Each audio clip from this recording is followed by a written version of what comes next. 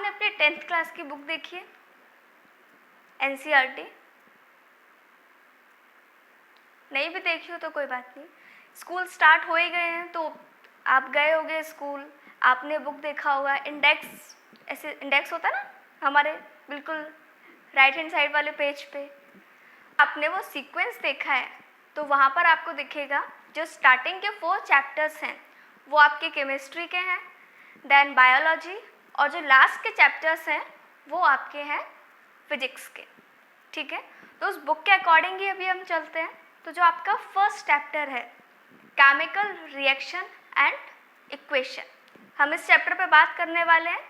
आपका first chapter है science का, क्या है नाम?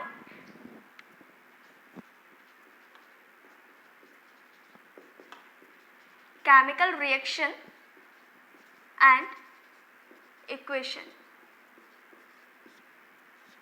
अच्छा, अगर हम 9th क्लास की बात करें तो 9th यहाँ पर हमने क्या पढ़ा था?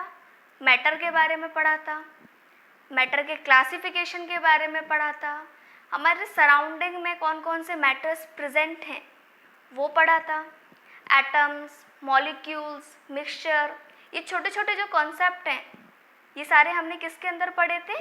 9th क्लास के अंदर। ठीक है, मैटर्स को सेपरेट कैसे करते हैं, उनको प्यूरिफाई कैसे करते हैं, वो जो सारी प्रोसेस थी हमारी, डिस्टिलेशन, इवेपोरेशन, वेपराइजेशन, ये जो सारे टॉपिक्स हैं, और मेटल्स, नॉन मेटल और उनकी प्रॉपर्टीज़, ये सब हमने किस में पढ़ा था? क्लास 9th में। अगर इनमें से कोई चीज़ नहीं भी याद है तो कोई दिक्कत नहीं है, उसके लिए मैं हूँ, वो मैं आपको बता दूँगी। ठीक है, जहाँ पे भी आपको लगेगा टाइम टू टाइम मैं आपको पूरा रिकॉल करती जाऊँगी जो 9th का भी टॉपिक है, जो भी हमारा इस चैप्टर के अंदर आएगा। ठीक है, अब याद करो, आप लोगों ने एक और चीज़ पढ़ी होगी, फॉर्मूला मेकिंग। पढ़ा था? श्रुति, पढ़ा था फॉर्मूला मेकिंग?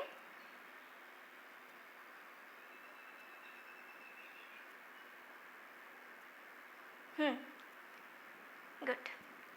तो उसके अंदर हमने मेनली जैसे कि NaCl है, इसका फॉर्मूला लिखा था, वाटर, कार्बन डाइऑक्साइड, ये जो सारे फॉर्मूलेज हैं ये सारे हमने उसके अंदर सीखे थे। अगर नहीं भी याद हो तो हमें थोड़ा बहुत तो याद ही है कि हम फॉर्मूले बनाते कैसे थे। याद होगा कि आपको एक पूरी टेबल दी गई हुई थी आयंस की, पॉजिटिव और नेगेटिव आयंस जो प्रेजेंट होते हैं उन सब की एक टेबल थी कि किसके ऊपर +1 चार्ज है, किसके ऊपर +2 चार्ज है। तो अगर आपको वो टेबल याद है ना तो आप कोई भी कंपाउंड का नाम बहुत ईजिली लिख सकते हो, और अगर आपको कंपाउंड का नाम आ गया तो ये पूरा चैप्टर एकदम हलवा है, बहुत ईजिली आप इस पूरे चैप्टर को कर लेंगे। ठीक है, तो मेनली जो इम्पॉर्टेंट बात है वो क्या है? कंपाउंड को लिखना, क्योंकि जब आप कंपाउंड को लिखोगे तभी तो एक केमिकल इक्वेशन लिख पाओगे। केमिस्ट्री होता क्या है, उसके अंदर हमें क्या करनी है, सिर्फ हवा में बातें नहीं कर सकते हम, जैसे अभी मैं कर रही थी, उतना काफ़ी नहीं है, मुझे लिखकर बताना पड़ेगा। आपने बोला कि मैम मैंने वाटर लिया है और NaCl लिया है, ठीक है, एक हाथ में मेरे वाटर है, एक हाथ में सॉल्ट है, मैं दोनों को मिलाऊंगी, एक मिक्सचर बन जाएगा। ये सुनने में अच्छा लग रहा है, बोलने में बढ़िया है, पर लिखोगे कैसे? तो उसी को लिखने के लिए आया था आपका केमिकल रिएक्शन एंड इक्वेशन। ठीक है, देखो क्या है ये, यहाँ पे भरा हुआ है वाटर और यहाँ पर है सॉल्ट के पार्टिकल्स। क्या है? सॉल्ट। इन दोनों को मैंने कर दिया है ऐड, तो जो नेक्स्ट बीकर होगा उसके अंदर वाटर के भी पार्टिकल्स होंगे और सॉल्ट के भी पार्टिकल्स प्रेजेंट होंगे। तो एक टाइप का ये क्या होगा? मिक्सचर। अभी तक हम यही पढ़ते आ रहे हैं, 9th क्लास के अंदर हमने यही पढ़ा था कि वाटर क्या होता है, सॉल्ट क्या होता है और दोनों मिलकर क्या बना रहे होते हैं? मिक्सचर। ठीक है, अब बात कर रहे हैं हम केमिकल रिएक्शन की। तो केमिकल रिएक्शन होती क्या है? कोई बता सकता है केमिकल रिएक्शन क्या होती है?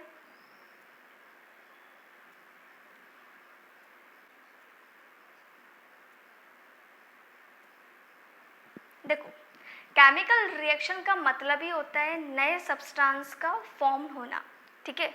आपने कोई भी चीज़ ली और उससे कुछ नया बना दिया, तो जब भी कुछ नया बनेगा वहाँ पर हम क्या बोलेंगे, केमिकल रिएक्शन हुई है, मतलब उसकी प्रॉपर्टी चेंज हो गई, उसके अंदर जो प्रॉपर्टी थी ना वो पूरी की पूरी चेंज हो गई, उसी को हम बोलेंगे केमिकल रिएक्शन।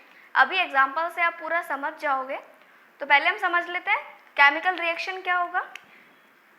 तो केमिकल रिएक्शन को हम क्या बोलेंगे, न्यू सब्सटेंस, या फिर इन सब्सटेंस को हम कंपाउंड भी बोल सकते हैं। So new substance and compounds are formed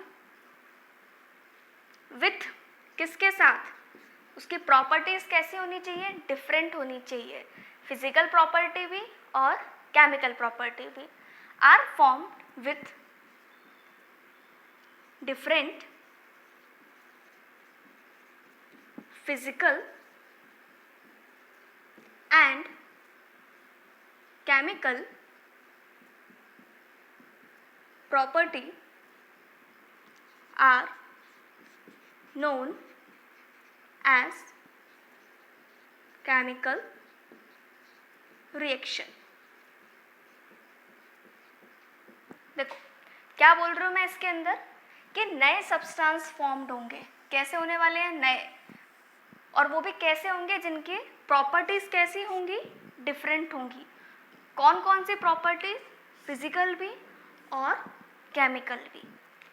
जैसे मान लो कोई अभी एकदम वाइट कलर का था, जैसे मैंने रिएक्शन कराई पता चला वो कैसा हो गया, ब्लैक कलर का हो गया, पर्पल हो गया, ब्लू हो गया। हम केमिस्ट्री में कुछ भी चेंज कर सकते हैं।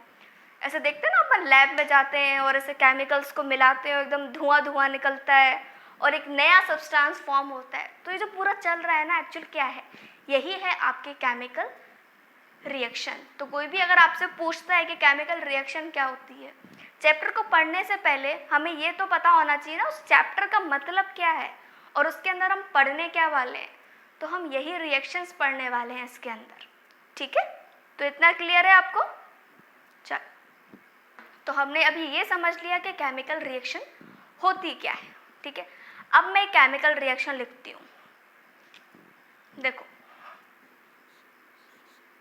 Magnesium plus oxygen gives to magnesium oxide. ये कंपाउंड अगर कैसे बनाते हैं, अगर आप ये भूल गए तो कोई दिक्कत नहीं है, वो मैं आपको सिखा दूंगी, ठीक है। इसी फॉर्मूला मेकिंग की बात कर रही थी मैं, जो हमने 9th क्लास में पढ़ा था। तो अगर आप भूल गए तो कोई इशू नहीं है, मैं आपको बता दूंगी। अब देखो, आपको दिख रहा होगा ये क्या है, मैग्नीशियम, ये है ऑक्सीजन, ये दोनों क्या हुए हैं, ये दोनों कंबाइन हुए हैं। तो अब देखो, आपको पता होगा कि जो मैग्नीशियम है वो क्या है, एक टाइप का मेटल है। हमने 9th में पढ़ा था कि जो मैग्नीशियम है वो कैसा होता है, मेटल होता है। और हमें ये भी पता है कि जितने भी मेटल्स होते हैं ये सारे के सारे सॉलिड स्टेट में प्रेजेंट होते हैं, ठीक है। हमने ये पढ़ा हुआ है कि जो मेटल्स होते हैं वो कौन से फॉर्म में प्रेजेंट होते हैं, सॉलिड में। सिर्फ एक नहीं होता है, उसका नाम है मर्क्यूरी, ठीक। सिर्फ मर्क्यूरी एक लौता ऐसा एक्सेप्शन है जो कैसा होता है, लिक्विड फॉर्म में प्रेजेंट होता है। बाकी के सारे मेटल्स जो होते हैं वो सॉलिड फॉर्म में प्रेजेंट होते हैं। तो देखो, एक बात का हमें याद रखना पड़ेगा कि जो मैंने इक्वेशन लिखी है उसके साइड में मैं भी कुछ लिखने वाली हूँ। तो अगर वो सॉलिड होगा तो मैं वहाँ पर मेंशन करूँगी S, लिक्विड होगा तो L और गैस होगा तो G, ठीक है। कुछ इस टाइप से, अगर वहाँ वो चीज़ सॉलिड है तो मैं मेंशन करने वाली हूँ S, लिक्विड है तो L और गैस है तो G, ठीक है। तो मेटल अभी हमारा क्या है, सॉलिड है, तो इसके नीचे मैं मेंशन करूँगी S। अच्छा, अब बात आती है ऑक्सीजन की। ऑक्सीजन भी हमने पढ़ा है कि ये तो एक एलिमेंट है, पीरियोडिक टेबल के अंदर भी प्रेजेंट होता है। और ऑक्सीजन कैसे फॉर्म में मिलती है हमें, गैस के फॉर्म में। ये हम पढ़ते आ रहे हैं और हमें पता है हम डेली लाइफ में वही बिना ऑक्सीजन के हम नहीं रह सकते। और ऑक्सीजन एयर में कैसे प्रेजेंट होती है, गैस के फॉर्म में। तो यहाँ मैं क्या लिखने वाली हूँ, जी, ठीक है। देखो, ये भी एक एलिमेंट है, ये भी एक एलिमेंट है। अब क्या बन गया ये बना मैग्नीशियम ऑक्साइड, एक नया ही कंपाउंड बन गया। ना तो ये मैग्नीशियम की प्रॉपर्टी को शो कर रहा है, ना ही ये ऑक्सीजन की प्रॉपर्टी को शो कर रहा है। ये क्या बना, कुछ नया।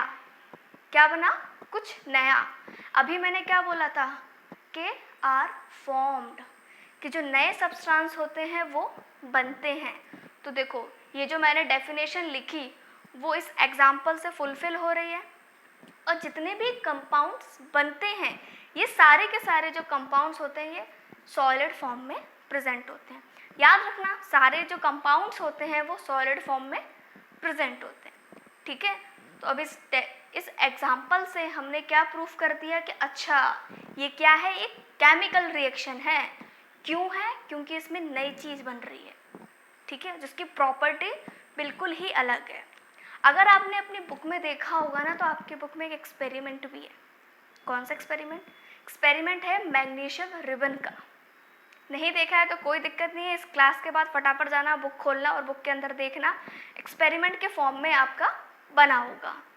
वो है मैग्नीशियम रिबन का। हम क्या कर रहे हैं, हमने एक मैग्नीशियम रिबन लिया, मान लो कि ये मैग्नीशियम का रिबन है। ठीक है, अब मैं थोड़ी सी खुरापाती वाली बच्ची हूँ, तो मैं क्या करना चाह रही हूँ, मैं इसको जलाना चाह रही हूँ। ठीक है, क्या करना चाह रही हूँ, मैं जलाना चाह रही हूँ। एक चीज़ आपको पता है कि जब भी हमें किसी चीज़ को जलाना है हमें क्या चाहिए होता है, ऑक्सीजन। अगर ये आग भी जलती है ना तो वहाँ पर ऑक्सीजन प्रेजेंट होती है। सोच के देखो, आग में हम फूंक मारते हैं तो आग बुझ जाती है ना। हम फूंक मार रहे हैं मतलब कि हम कार्बन डाइऑक्साइड दे रहे हैं उसको। तो बुझाने के लिए क्या चाहिए, कार्बन डाइऑक्साइड, और जलाने के लिए क्या चाहिए, ऑक्सीजन। तो जब भी मैं कभी बात करूं मुझे किसी चीज़ को जलाना है, मतलब कि मैं वहाँ क्या यूज़ करने वाली हूँ, ऑक्सीजन। ठीक है, तो ये रिबन है और बढ़िया से मैं इसको जलाना शुरू करूँगी तो इससे ना एक फ्यूम्स निकलेंगी। ठीक है, और थोड़ी देर में मैं देखूँगी कि ये जो पूरा मैग्नीशियम का रिबन है एक ब्लैक कंपाउंड में कन्वर्ट हो जाएगा, एक ब्लैक कलर का जो कंपाउंड है वो बन जाएगा।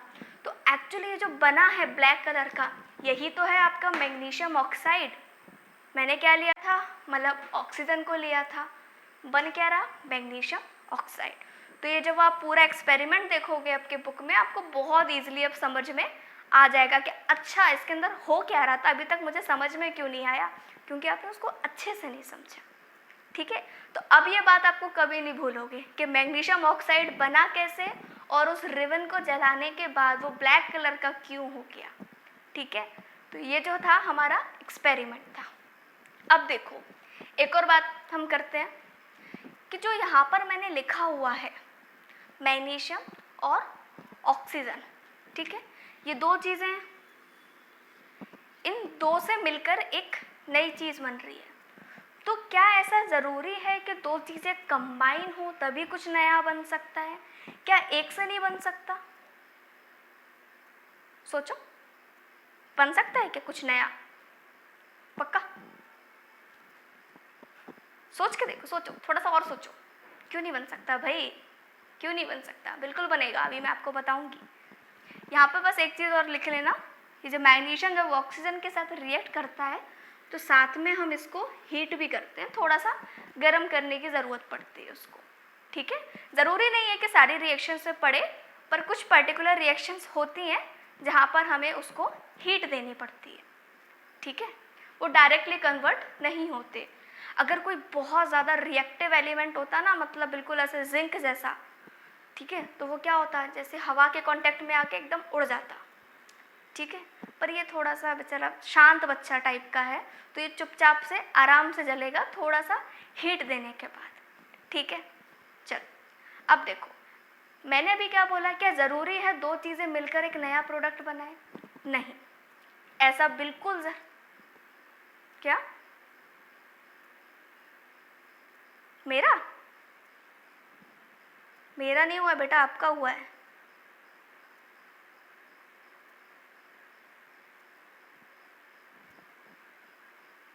अब ठीक है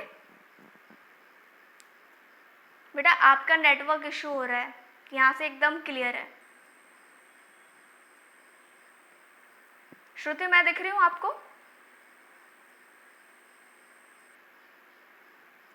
तो उसके नेटवर्क में इशू है। यहाँ से एकदम प्रॉपर क्लियर है।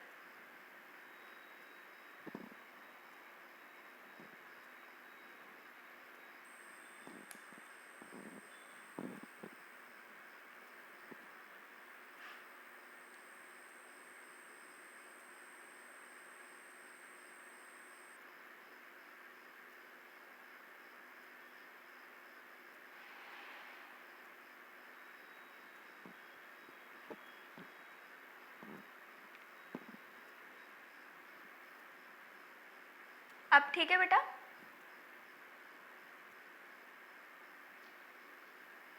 ओके, चल।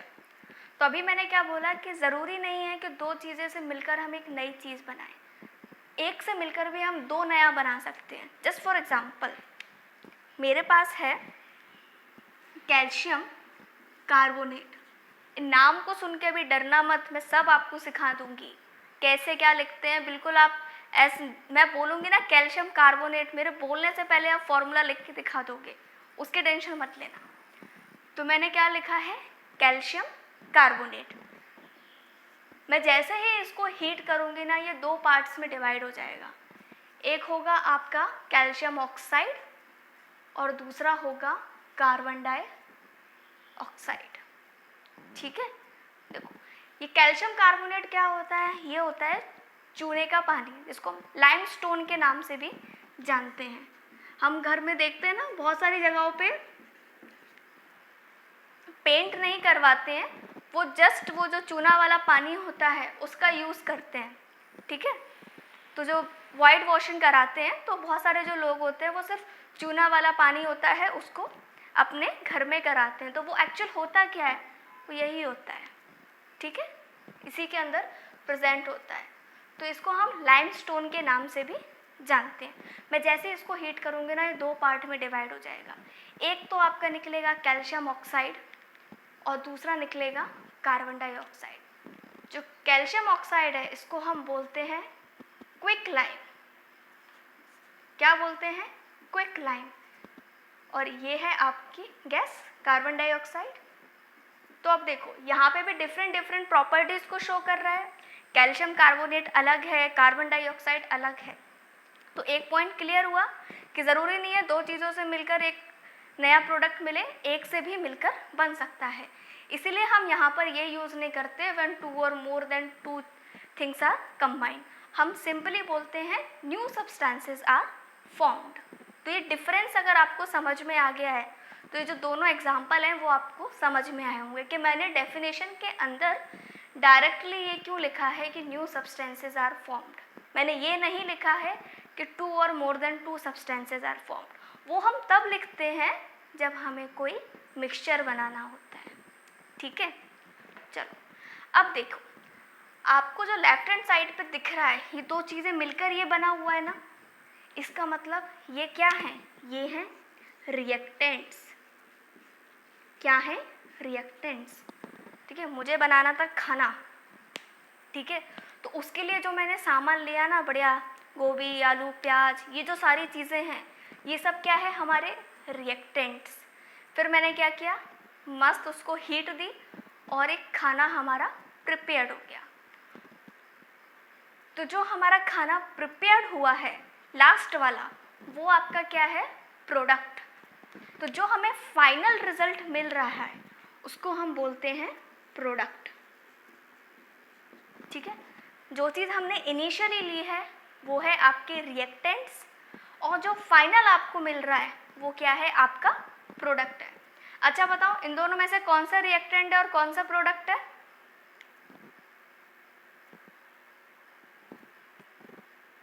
बताओ कि जो रिएक्शन है इसमें क्या रिएक्टेंट है और क्या प्रोडक्ट है?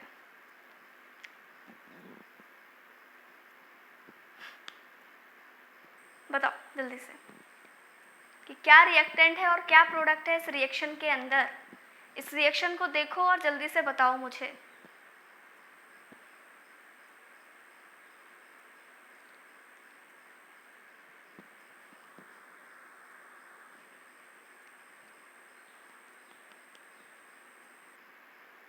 बताओ जल्दी से। तो देख सुनो, ध्यान से। अभी मैंने क्या बोला, जो चीज़ हम यूज़ करते हैं रिएक्शन को बनाने के लिए वो होता है आपका रिएक्टेंट, और जो फाइनल चीज़ है, जो कंप्लीट हो चुका है, नया बन चुका है, वो आपका होता है प्रोडक्ट। तो जैसे इसके अंदर मैग्नीशियम और ऑक्सीजन क्या था, रिएक्टेंट था, और जो मैग्नीशियम ऑक्साइड था वो था प्रोडक्ट। उसी तरीके से यहाँ पर जो कैल्शियम कार्बोनेट है वो रहेगा रिएक्टेंट, और जो यहाँ पर है वो आपका क्या हो जाएगा, प्रोडक्ट। इसका मतलब क्या हुआ कि जो भी चीज़ लेफ्ट हैंड साइड पे लिखी है वो आपकी क्या कहलाएगी, रिएक्टेंट। और ये यूनिवर्सल है, ये हमेशा रहेगा, इसमें कोई भी चेंजेस नहीं होंगे। क्या चेंजेस नहीं होंगे कि जो लेफ्ट हैंड साइड पे लिखा हुआ है वो आपका क्या है, रिएक्टेंट, और जो राइट हैंड साइड पे लिखा हुआ है वो है आपका प्रोडक्ट। ठीक है, तो एक छोटा सा डिफरेंस देख लेते हैं हम रिएक्टेंट और प्रोडक्ट के बीच में कि दोनों होते क्या हैं। और ठीक है, चलो, यहाँ पे लिखा हुआ है आपका रिएक्टेंट और ये लिखा हुआ है आपका प्रोडक्ट। तो पहले हम लिखते हैं इसकी डेफिनेशन कि एक्चुअल में रिएक्टेंट और प्रोडक्ट क्या होता है। तो दोनों पार्ट तो केमिकल रिएक्शन के ही हैं, बस दो पार्ट हैं। जैसे पूरी केमिकल रिएक्शन है, उसका आधा पार्ट है रिएक्टेंट और जो आधा पार्ट है वो है आपका प्रोडक्ट। चलो, तो रिएक्टेंट क्या होता है, it is the chemical species, it is the chemical species, ये एक टाइप की केमिकल स्पीशीज है विच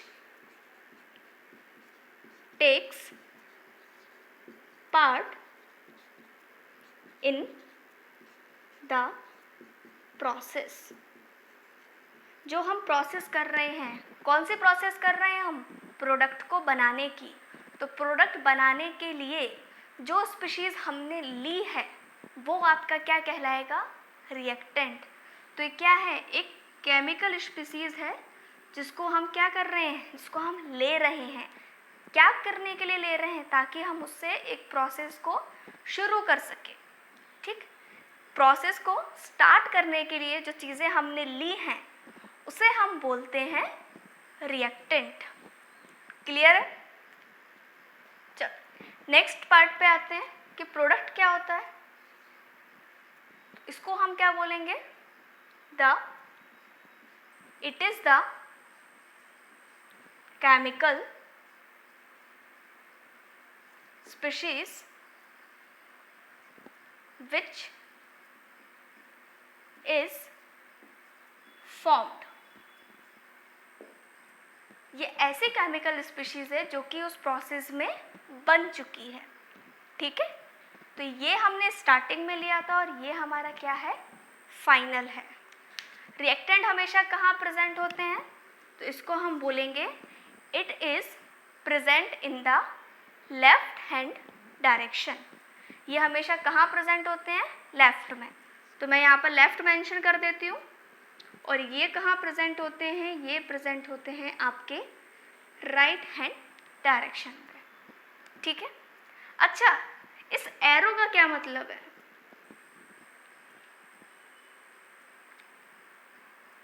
इस एरो का क्या मतलब है। आपने देखा होगा बहुत जगह पे साइन बोर्ड लगे होते हैं। जब भी हम ट्रैवल करते हैं तो देखा है ना, कभी ऊपर की तरफ होता है तो सीधा ऊपर मत चले जाना, उसका मतलब सीधा होता है। कभी लेफ्ट में होता है, कभी राइट में होता है। तो सेम चीज़ यहाँ पर है। ये एरो मुझे बता रहा है कि जो मेरी रिएक्शन है वो कुछ इस तरीके से चल रही है कि पहले ये दोनों बनेंगे फिर ये बनेगा। ठीक है, और अगर मैं यहाँ पर ऐसा बना दूँ, इस तरफ एरो बना दूँ, इसका मतलब क्या होगा, जो मेरी रिएक्शन है वो इस डायरेक्शन में जा रही है। ठीक है, मान लो दोनों जगह बनाए हो, कुछ ऐसा लिखा हो, दोनों एरो बने हो। इसका मतलब क्या होगा, इसका मतलब ये है कि ये जो रिएक्शन है ये दोनों में कन्वर्ट हो सकती है। मतलब कि ये जो रिएक्टेंट्स है वो ये बना सकते हैं और ये वापस टूट के ये वाला अपना जो पहले वाला फॉर्म था उसको भी ले सकते हैं। तो ये थोड़ा बड़े क्लास की बात हो गई, जब हम 11th में आएंगे तब हम उसको समझेंगे। अभी हमें एक सिंगल वे प्रोसेस ही पढ़ना है कि हमारी रिएक्शन या तो ऐसी जा रही होगी या फिर ऐसी जा रही होगी, ठीक है। तो ये हमारा पूरा कॉन्सेप्ट था केमिकल रिएक्शन का। अब मैं 2-4 रिएक्शंस लिख रही हूँ, उसमें वो आपके लिए होमवर्क है जो कि आप मुझे बताओगे, उसमें से लिख के रखोगे। जब मैं नेक्स्ट क्लास लूँगी तो उसमें आप बताओगे कि कौन सा रिएक्टेंट है, कौन सा प्रोडक्ट है, ठीक है, और जो रिएक्शन है वो कहाँ से कहाँ जा रही है, ठीक है। चलो, पहला N2 प्लस H2 गिव्स 2। ये भी बैलेंस कैसे हुई वो मैं आपको सिखाऊंगी, ठीक है ना, आप उसकी टेंशन मत लेना।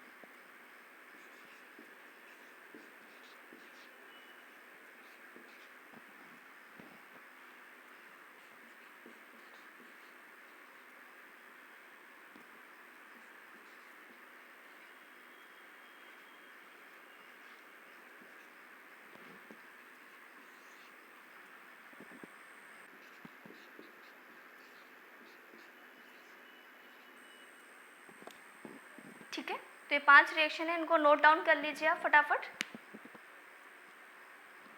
इनको देख के डरना नहीं है, ये नाम सब सिखा दूंगी मैं आपको, है ना। लिख लिए 5 रिएक्शन, ओके, ठीक है। तो नेक्स्ट क्लास में मैं आपसे पूछने वाली हूँ कि इसमें रिएक्टेंट क्या है और प्रोडक्ट क्या है, और जितने नाम अगर आपको पता चल सके खुद से थोड़ा सा ढूंढ के, तो आप इनके नाम भी लिख कर लाओगे, ठीक है। थोड़ा सा ढूंढना, फिर हम पढ़ेंगे तो और मज़ा आएगा। थोड़ी मेहनत आप करो, थोड़ी मेहनत मैं करूँगी, तो एक रिज़ल्ट जो है वो बहुत अच्छा आएगा, ठीक है।